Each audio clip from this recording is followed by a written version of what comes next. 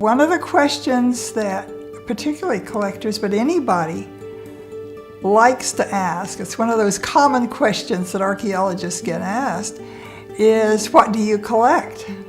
And my response is, we don't collect anything that we dig up. So at some point, I had to collect something, and so I started collecting baskets. I was born in Wichita, Kansas, and lived the first 10 years of my life through World War II in several towns in Kansas and Oklahoma. I was extremely shy as a child. Wouldn't talk to anybody if I could avoid it.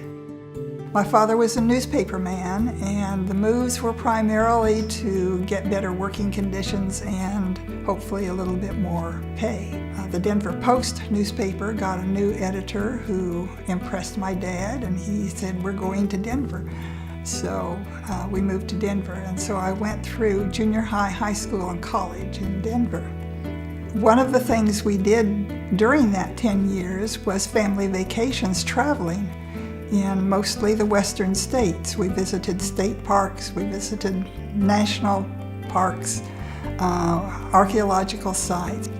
So somewhere along the line I got teenage fascinated with archaeology and what people were doing, and so then I went to the University of Denver.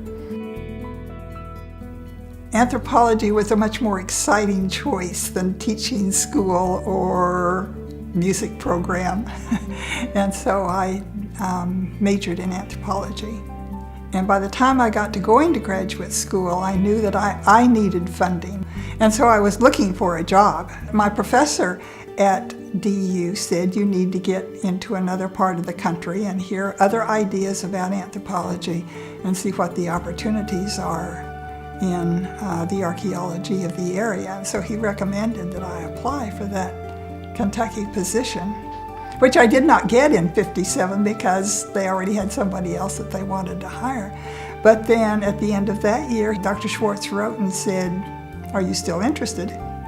And at that point, having taught junior high school for a year, I was definitely interested. And so I came to Kentucky. The graduate school at that time had available a house that had been used for freshman women.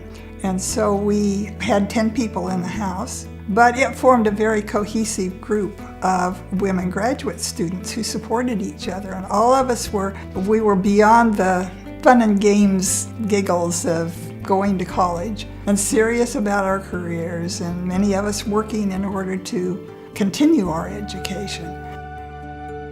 I always considered that the 3 professors at the University of Kentucky in the department were very influential on my career and development. I don't know how I would have done in another program, but they were very helpful about it. My greatest achievement, of course, is Toltec Mountains, which we knew nothing about when I started out, and now have, I think once I counted up 14 years of excavation on the site and a 300-page book on results from those excavations, which took me 5 years to write. It took me longer than that, but it put the site on the map. Anybody working in the Mississippi Valley, even remotely within that time period, has to consider the Toltec Mountain site and what it stood for at the time. One of the things I'm doing now in my old age is getting rid of things. And so I set aside a shelf to put the books on that I had published myself. But then I realized that I needed a shelf of books that referred to the Toltec site. And that includes a book on Kentucky archaeology, which was published 20 years ago, but there are many references in it to the work that I was doing in Kentucky. I decided to move to Texas when I retired because that's where my family is. And I decided I didn't really want to do more museum work, having done as much as I had. So I got interested in the Library League. And we raised money to buy equipment that the library can use that the county and the state won't buy for them. The Brazoria County Library System has 12 branches in the state, and I'm told that the Alvin Friends Group, the Library League, is the most active Friends Group in the county.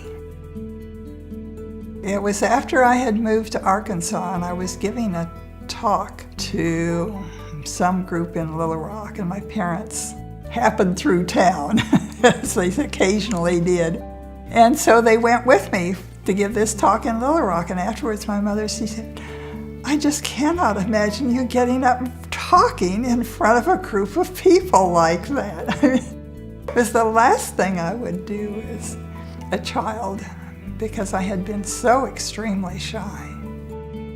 So it just took a passion to bring me out of my shyness.